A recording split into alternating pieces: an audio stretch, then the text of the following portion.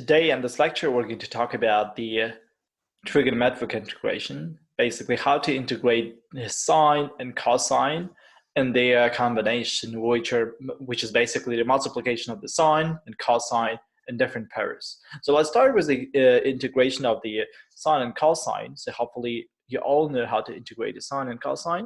So the integration of the sine of x, so sorry that my integration sign looks like a sine. So the integration of the sine is equal to the minus cosine of x plus the constant, and we can quickly check this by taking the derivative from the left and from the right. So the derivative from the left is going to be equal to the sine of x, and the derivative of the right is going to be equal to the sine of x as well. So they are equal, so it means that we have integrated everything correctly. So let's integrate the cosine. The integration of the cosine of x is going to be equal to plus sine of x plus this c, and we can again quickly check this by taking the derivative from the left and from the right. So derivative from the left is going to just give you the cosine of x, and derivative from the right is going to be equal to the cosine of x as well. So since the integration is the inverse operation from the derivative, we can always check this. Basically, whenever we are integrating something, for example, if I integrate the sine of x, and I'm asking you, hey, what's going to be the integration of this function? I'm just saying, hey, what is going to be this function here on the right hand side, so that its derivative is equal to the sine of x. So its derivative is the function inside our integration. So this is the simple cases, but what we have to do if we need to integrate the sine of x multiplied to the cosine of x, and additionally in different powers, basically sine in the power of n and cosine in the power of m. So how to deal with these cases? So, well, it appears if we have this, like the multiplication of the sine and cosine in different pairs, we have to deal with this. We have to split the solution for these cases into the three parts. The first case is going to be always when the power of the cosine is an odd number. So it doesn't matter what is this power of the sine. If the power of the cosine is odd, then this is going to be the first case, and we're going to discuss how we need to deal with the first case. So the second case, if the power of the sine is an odd number, then in this case also it doesn't matter what is the power of the cosine. We are going to deal with this as the second case. We are going to discuss this in a second. What does it mean?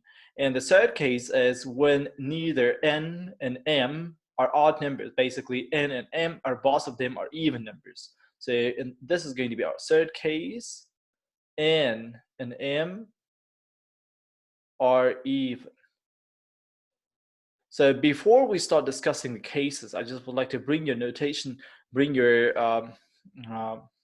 attention to the case that m is odd. It means that we can just denote this as a 2k plus 1, where k is going to be some integer, right? So it is true. So no matter what is the value of the k, for example, if the k is equal to the 2, some even number, what is going to be the m? So the m is going to be 2 multiplied to the 2, which is 4 plus 1. It's going to be equal to the 5, which is an odd number, right? So if the k is equal not to the even, but for example, to the odd number, 3, if you just substitute the k to the formula of the m, it's going to be 2 multiplied to the 3, which is 6, plus 1, which is going to be equal to the 7. So you see, so no matter whether the k is even or odd, m is always going to be odd if we denote this as a 2k plus 1.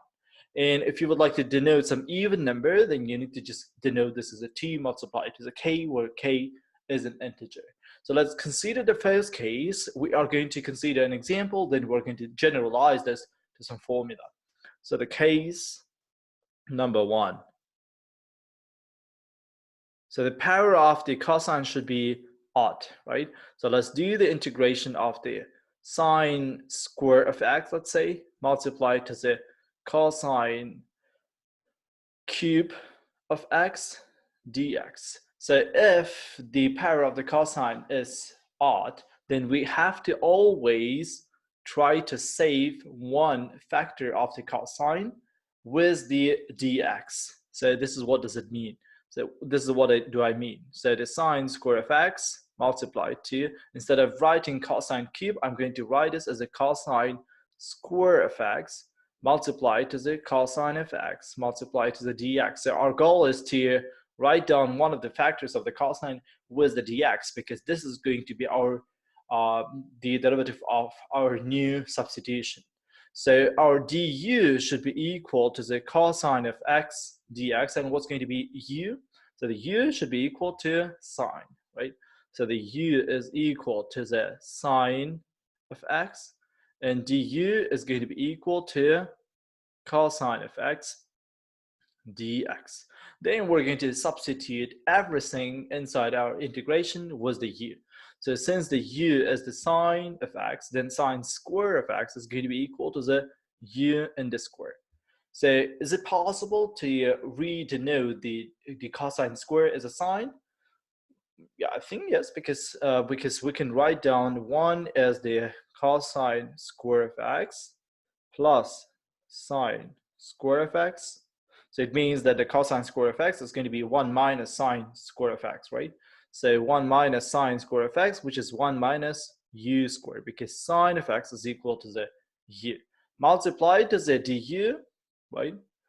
And that's it. So which is really easy to integrate, because if you open up the brackets, you're going to have simple polynomial. It's going to be u squared minus u in the power of 4.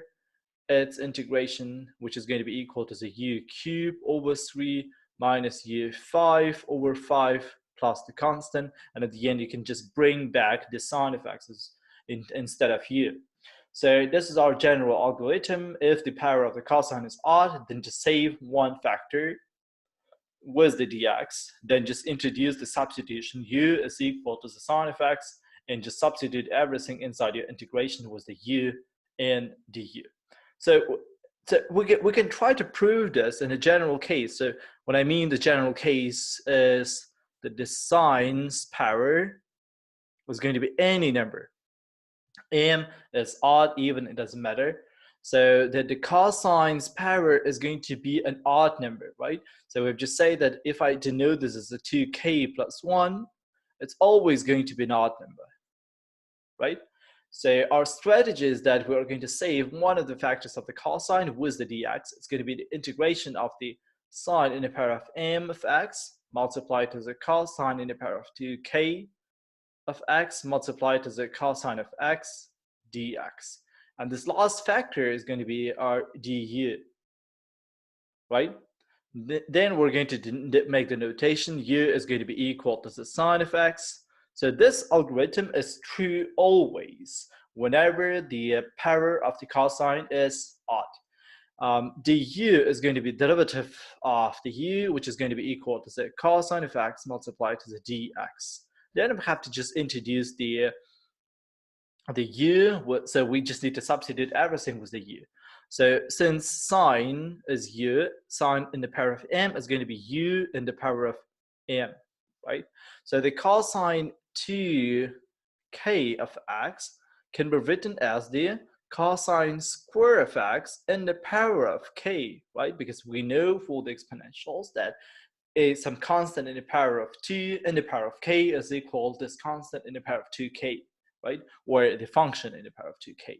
So we know that we can write this as a 1 minus sine square of x in the power of k, right? So which is going to be equal to the 1 minus u squared in the power of k. Then we have to integrate this with respect to the du, which is integrable. So we can just open up the brackets, for example, and integrate this using the formula for the power functions. So let's consider the second case. So if you still remember the second case, so case number 2. So the case number 1 is that in this general formula, so the power of the cosine is odd. Second case is the power of the sine is odd. And we're going to again do an example.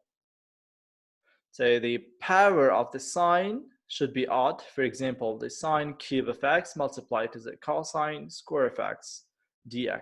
And you will see that this is pretty much the same thing as we did before. So again, so the idea is to save one of the factors of the sine with the dx. Basically, write this with the dx. That's going to be equal to the integration of the sine square of x multiplied to the cosine square of x multiplied to the sine of x dx. So I'm just rewriting the same integration, that when I just write one of the factors of the sine was the dx. So now we just need to introduce the new notation. So the substitution rule here is going to be differently than before. We are now going to denote the cosine as a u, since the sine of x dx should be du in some form. Okay, so it's going to be cosine of x is the u. Then we're going to take the derivative from the both of the parts. So the derivative of the u is 1 multiplied this to the du, and the derivative of the cosine is going to be minus sine of x multiplied to the dx. Then we have to just try to substitute everything inside our integration. So we note that sine square of x is equal to the 1 minus cosine square of x, right? So 1 minus cosine square of x is the u square, u in the square, multiplied to the cosine square of x is u in the square, and sine of x dx is minus du, right? Since du is minus sine of x dx, then sine of x dx is minus du. So it's going to be minus du. Then again, we are going to try to integrate this by opening the brackets. It's going to be u in the power of 4 minus u squared du, since I have just multiplied this minus to the first brackets. After the integration, it's going to be u in the power of 5 over 5 minus u cubed over 3 plus the constant. Then again, at the end, you can just bring back your original function. Basically, we substitute the u with the cosine of x. So our general idea, again, general algorithm in this case, is going to be in this way. If the power of the sine is an odd, then just write down one factor of the sine with the dx. Then introduce the new notation. So the u is going to be equal to the cosine of x, du is going to be equal to the minus sine of x dx. Then try to substitute everything with the u, and at the end you're going to get a polynomial, which is straightforward to integrate. And the last case is both of the powers. The case number 3 is when the powers of the sine and the cosine are even. Both of them are even. So again, we're going to do an example. So for example, sine square of x multiplied to the cosine square of x dx. So whenever we have to deal with this kind of case, then we need to try to decrease the powers of the sine and cosine. So if the powers of the sine and cosine are both even, they don't belong to the first case or the second case, then we have to decrease their powers. So please note that we need to remember a couple of trigonometric formulas. The first formula, which we have to remember always and which we have already used, is 1 is equal to the cosine square of x plus sine square of x. So another formula which we have to know is cosine of 2x is equal to cosine square of x minus sine square of x, right? So from here, if I just add these two formulas, then what I'm going to have on the left-hand side is going to be 1 plus cosine of 2x, right? On the right-hand side, so basically the sine square is going to be canceled with the minus sine square. We're going to have 2 cosine square of x. So basically, if I divide both of the sides to the 2, I'm going to have exactly cosine square of x. So basically, if the power of the cosine is 2, we can decrease its power. So we can make it in terms of the cosine of x, right? Or cosine of 2x, but the power is going to be 1. So using this formula. So if we just subtract them now, so let's subtract them. So it's going to be 1 minus cosine of 2 x on the left-hand side. On the right-hand side, I'm going to have cosine squared plus sine squared minus cosine squared plus sine squared, right? It's going to be 2 sine square of x. So if I divide both of the sides as a 2, I'm going to have on the right-hand side sine square of x. So basically, if I would like to decrease the power of the sine, it appears I can just substitute this with this formula. So I'm going to just use these two formulas in order to solve this integration. So basically, I'm going to substitute the sine square of x as a 1 minus cosine of 2x. In this case, it's going to be 1 minus cosine of 2x over 2. Multiplied to the cosine square of x is going to be substituted as the 1 plus cosine of 2x over 2. Then we have to just integrate this. So I think the rest is going to be more or less straightforward. So let's just continue. So I'm going to take out 1 over 4 out of the brackets, out of the integration. So 1 minus cosine of 2x multiplied to the 1 plus cosine of 2x is going to be 1 minus cosine square of 2x. So if you remember the formula, so the a minus b multiplied to the a plus b can be written as the a square minus b square. So that is why 1 minus cosine of 2x multiplied as a 1 plus cosine of 2x can be written as a 1 in the square minus cosine 2x in the square. And then we have to integrate this with respect to the dx. So again, we're going to use this formula, the very first formula, right? So 1 minus cosine square of x or 2x is going to be sine square of 2x. So it's going to be 1 over 4 integration of sine square of 2x dx. Then again, so I've got a case when so you can imagine that there are two functions here, not one, right? So the cosine and sine, and the powers of both of the functions are even, right? So the power of the cosine is 0, which is even, and the power of the sine is 2, which is also even. So basically, we need to again try to decrease the power of the sine, again using the same formula. So it's going to be a 1 over 4 integration of the 1 minus cosine of 4x now, right? So the double of the double angle is going to be 4 divided to the 2 dx. Now the integration becomes really straightforward. So it's going to be a 1 over 4. We can integrate 1 over 2 separately minus 1 over 4 integration of cosine of 4x over 2 dx. So the integration of the first part is going to be simply x, right? It's going to be x over 8. Then integration of the second part is going to be 1 over 8 multiplied to the integration of the cosine is sine of 4x. And additionally, we have to multiply this to the 1 over 4 because of this chain rule, right? Because if you take the derivative from here, it's going to be cosine of 4x multiplied as a 4. And I just have to have cosine of 4x.